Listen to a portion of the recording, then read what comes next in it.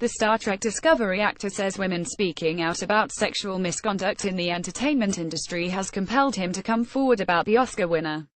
Originally posted on October 30, 2017, 0132 GMT. Updated on October 30, 2017, 0437 GMT. Last June, Anthony Rapp settled in at the home of his good friend and fellow actor Cameron Manheim to watch the Tony Awards. The New York natives were both in Toronto working, and Manheim had invited Rapp and his boyfriend over to partake in the beloved theater geek ritual.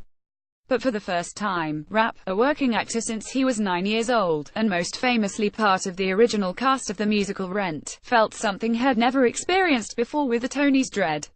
And that's because the host that night was Kevin Spacey. In an interview with BuzzFeed News, Rapp is publicly alleging for the first time that in 1986, Spacey befriended Rapp while they both performed on Broadway shows, invited Rapp over to his apartment for a party, and, at the end of the night, picked Rapp up, placed him on his bed, and climbed on top of him, making a sexual advance. According to public records, Spacey was 26. Rapp was 14. For years, Rapp, now 46, told no one about his experience, and he has never spoken with Spacey since. But as Spacey's star began to rise through the 1990s and 2000s, including a Tony Award, 2 Oscars, a decade-long run as the creative director of the Old Vic Theatre in London, and 6 seasons and counting on the hit Netflix series House of Cards, Rapp's frustration, anger, and incredulity with the sexual boundary he said Spacey crossed with him grew as well. Seeing Spacey now, my stomach churns, Rapp said. I still to this day can't wrap my head around so many aspects of it. It's just deeply confusing to me. Representatives for Spacey, now 58, did not respond to numerous phone calls, emails, and a letter detailing the allegations. However, after this story was published, Spacey posted on Twitter that he did not remember the encounter with Rapp. But if I did behave then as he describes, I owe him the sincerest apology for what would have been deeply inappropriate drunken behavior, Spacey wrote. This story has encouraged me to address other things about my life. I know that there are other stories out there about me and that some have been fueled by the fact that I have been so protective of my privacy, he continued. He also acknowledged for the first time publicly that I now choose to, as a gay man. Now, after the accusations leveled against Harvey Weinstein have sparked an unprecedented conversation about sexual abuse and harassment in the entertainment industry, Rapp said he feels compelled to come forward. And not to simply air a grievance, he said, but to try to shine another light on the decades of behavior that have been allowed to continue because many people, including myself being silent, am feeling really awake to the moment that we're living in, and am hopeful that this can make a difference. When Rapp first met Spacey in 1986, he was a couple of months into the Broadway run of Precious Sons, starring Ed Harris and Judith Ivey, for which Rapp was receiving significant praise. At the same time, Spacey was enjoying his first major break with a supporting role alongside his idol Jack Lemmon in a revival of Long Day's Journey into Night. Both productions were earning enough critical attention that the casts were attending celebratory events. It was at one of those events where I met Kevin Spacey for the first time, Rapp recalled. He was meeting a lot of actors during that period, enjoying the time-honored custom of late-night, post-show gatherings at which many different Broadway casts would eat and mingle. Rapp had relocated from Joliet, Illinois, with his mother Mary for the run of the play, had even taken the semester off from school. Sometimes his mother would accompany him to those events, but sometimes she'd let him go alone. Rapp said he encountered Spacey again at one of those post-show functions, when a 17-year-old friend from Joliet was visiting him in New York.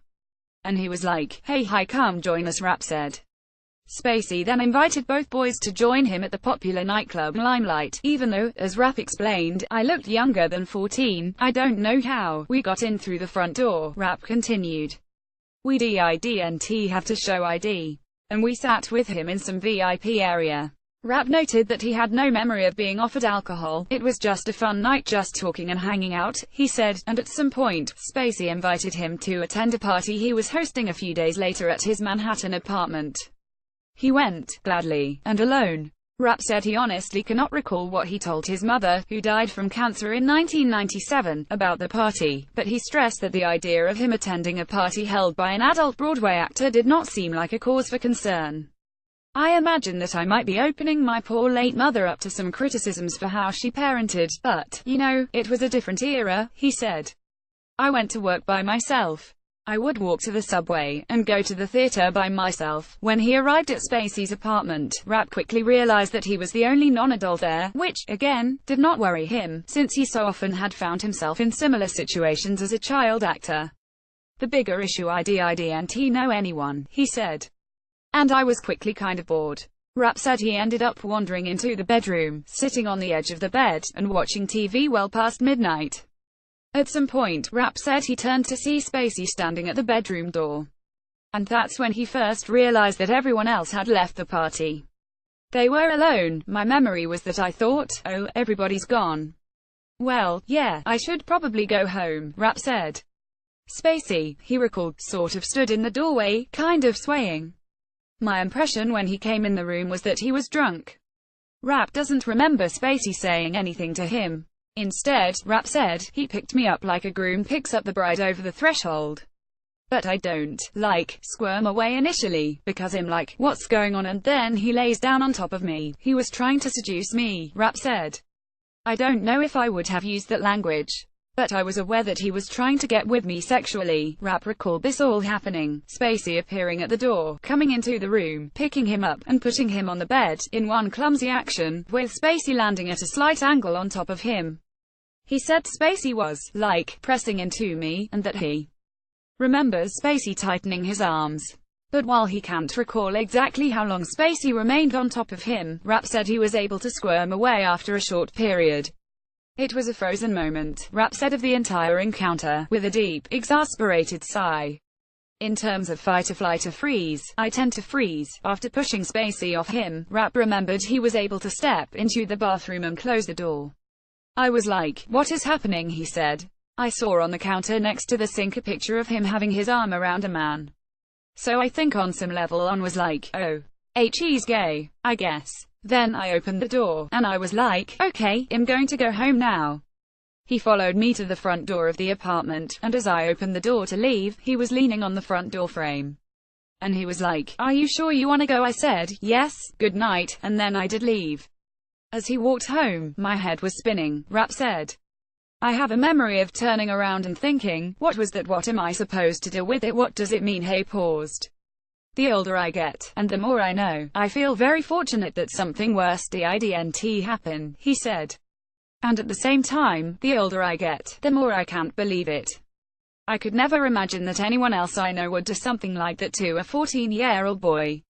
In the days following the party, Rapp said he considered reaching out to Spacey to talk about what had happened.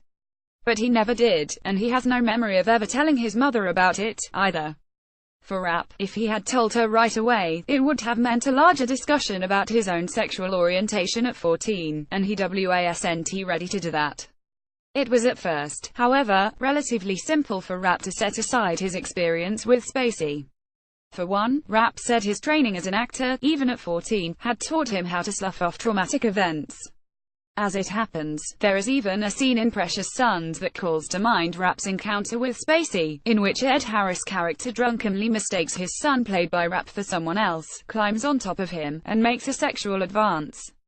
Rapp doesn't know if Spacey ever saw him in the play, but, he said, looking back, I think that on some level my system was kind of weirdly accustomed to the action of having a man crawl on top of me, because it had been happening in the play. For another, at the time, Spacey was just one of hundreds of unknown theater actors with zero presence outside of New York, and Rapp hoped he'd never see Spacey, or have to the experience, again. It was this thing that happened, and I locked it away, he said. But then, when Rapp was 16, he went to see the 1988 hit movie Working Girl with Melanie Griffith. Just 9 minutes into the film, Rapp was shocked to see Spacey, his face on the big screen as a cocaine-snorting, champagne-guzzling Wall Street trader attempting to lewdly seduce Griffith in the back of a limo. I literally jumped out of my seat, like somebody had jolted me with a cattle prod, Rapp said. It was this double whammy of, wait a second, that guy. And then it was coupled with the fact that his character was coming on to Melanie Griffith drunkenly. It was a profound jolt to my system. As Spacey's career blossomed, Rapp could no longer pretend like he didn't exist. He cannot recall precisely the first person he told about his experience, but he knows he started around the time he co-starred in the 1990-92 Broadway production of 6 Degrees of Separation, the same season Spacey gave his Tony-winning performance in Lost in Yonkers. One of Rapp's former boyfriends confirmed to BuzzFeed News that the actor shared his experience with Spacey around 1990, when they were both 18. Another friend, actor Erin Quill, confirmed Rapp first told her about Spacey around 1992. And 5 other friends of Rapp's have confirmed that they've heard the story from him through the 1990s and 2000s as well. Rapp and I have been friends since 1999, but he only shared the allegations with me in recent weeks. The full weight of what Spacey's success would mean for Rapp finally hit him while he was shooting the 1993 feature film version of 6 Degrees. One day at lunch, Rapp looked over to see Spacey sitting just a few tables away, visiting someone he knew. Once again, Rapp froze. Once again, he said his mind raced with a question: what am I supposed to fucking do here? The man who Rapp said had made an unwanted and unwarranted sexual advance toward him when he was a boy had come to his workplace. I certainly didn't want to make eye contact with him. And I wasn't close with anybody on the set that I could share the experience that I was having in that moment, Rapp said. It felt like I was trying to disappear. In his solitude, a whole new set of distressing questions began to hit him. It started to occur to me, what am I supposed to do if I ever work with him, Rapp said, his voice rising.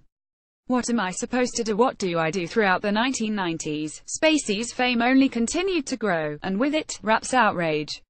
When Spacey won the Academy Award for Best Supporting Actor for 1995's The Usual Suspects, Rapp remembered openly sharing his story about Spacey with the people at the Oscar party he was attending. Rapp's brother Adam said he was at that party, and confirmed this happened. Compounding Rapp's frustration was that he had already been out publicly since 1992, when doing so was acutely political, and professionally hazardous, for a working actor. At that time, I wanted to scream to the rooftops, this guy is a fraud, Rapp said. Spacey's sexual orientation has been a matter of public fascination and speculation for decades, starting with an infamous October 1997 Esquire cover story with the headline "Kevin Spacey Has a Secret." Spacey addressed the rumors in a 2010 interview with the Daily Beast by saying, "Were essentially, that he will never talk about his sexuality. I have not given up my right to privacy," he said. It's just a line I've never crossed and never will. No one's personal life is in the public interest. It's gossip, bottom line. End of story. Still, when he twice joked about coming out when he hosted the 2017 Tony Awards, it was widely interpreted as poking fun at himself. The rumors about Spacey haven't been limited to his sexuality. On October 13, former television news anchor Heather Unruh went viral when she tweeted, "The Weinstein scandal has emboldened me. I was a Kevin Spacey fan until he assaulted a loved one." Timed The Dominoes Fell. Unruh declined to elaborate when asked for comment. BuzzFeed News also asked Spacey's representatives about this allegation, but as with Rapp's allegations, BuzzFeed received no response. Rapp is the first to go on the record bringing allegations against the actor. Since the night in 1986, the two men, to Rapp's memory, have only ever interacted one other time, at the 1999 Tony Awards. Rapp was performing on the show with the cast of the revival of You're a Good Man, Charlie Brown, and Spacey was nominated for his performance in the revival of The Iceman Cometh. During a break in rehearsal before the telecast, Rapp used the restroom, and just as he was leaving, Spacey stepped through the door, and met his gaze. It was that thing that I've always wondered over these years. Does he remember? Rapp said. Does he know who I am? Does he have any recollection? Is there any feeling about what happened? Does he regret it? I don't know anything about what his relationship is to what happened. He looked at me, and I thought I saw some form of recognition, and I quickly looked away. I passed him and went out the door. Rapp felt relief. He said that he had avoided having to confront the man he said had violated him 13 years earlier. In retrospect, I'm very grateful that I wasn't alone with him, he said. Then I don't know what the fuck I would have done. Between that encounter and Spacey winning the Oscar for Best Actor the following year for American Beauty, Rapp was riled up enough to speak about what Spacey did to him in a Q&A with The Advocate in 2001. I was bored, so I was in his bedroom watching TV and didn't know everybody had left, and he came to the bedroom and he picked me up and laid down on top of me, with Spacey's name redacted from the story. Bruce Steele, then the executive editor of The Advocate, confirmed to BuzzFeed News that Rapp was talking about Spacey. Rapp said he even met with a lawyer, who told him there was no case worth pursuing. So he put it away again, sharing his story with close friends whenever Spacey's name would come up. But then the Weinstein story hit, and the cumulative effect of woman after woman coming forward to share their stories of harassment, coercion, or assault, and rape compelled him to tell you his story. Part of what allowed the Harvey situation to occur was that there was this witting and unwitting conspiracy of silence, Rapp said. The only way these things can continue is if there's no attention being paid to it, if it's getting forgotten. He also hopes to work within the industry to create infrastructure to prevent predatory behavior, and give victims more recourse to safely speak out. In 1986, these things weren't talked about very openly very much, except for maybe in an after-school special kind of way, he said. There's so much more openness about talking about these issues, and so many people are coming forward and sharing their stories. The oxygen in the room is there for us to really do something about it. While Rapp is ready, even eager, to speak out and help effect change within his industry, he remains deeply conflicted about what it might mean to speak to the man who was supposed to be his peer and, instead, violated him. If I were ever in any sort of weird situation where suddenly, like, I was at a party, and there's Kevin Spacey, and I'm with a friend, and he comes up to us, what would I do? He said. I have no idea. To this day, I don't know what I would do. Got a confidential tip submitted here.